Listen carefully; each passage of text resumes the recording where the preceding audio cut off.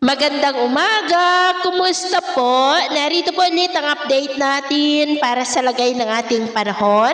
Ngayong umaga po ng December 23, 2025. Sa ngayon po ay nananatili na walang anumang sama ng panahon sa loob at labas ng ating area of responsibility. Pero patuloy pa rin ang pag-iral ng hanging amihan lalo na dito sa Northern Luzon, pero papahina na po yan.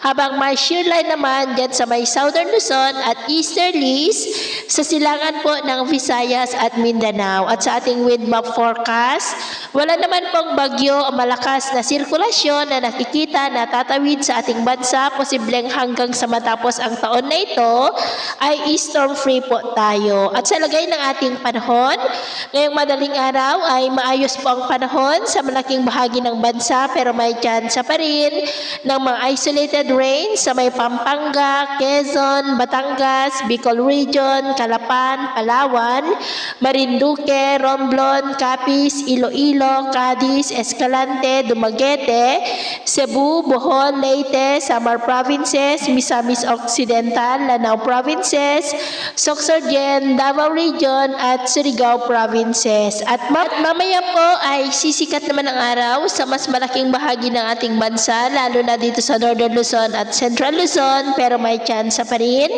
ng cloudy skies with isolated rain sa may Quezon Province, Bicol Region, Calapan, Marinduque, Romblon, Palawan, Aklan, Capiz, Negros, Bohol, Leyte, Samar Provinces, Lanao Provinces, Davao Region at Surigao Provinces. At mamayang hapon, mas maraming lugar ulit ang makakaranas ng mas maulap na kalangitan with isolated rains.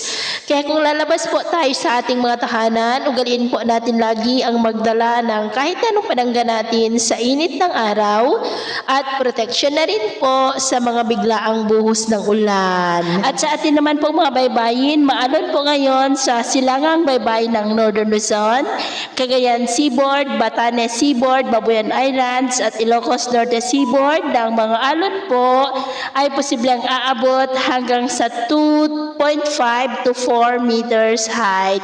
Kaya hanggat maaari po ay iwasan na muna natin ang papalaot dyan sa mga may kulay pula para po mas makaiwas sa mga sakunang pangkaragatan.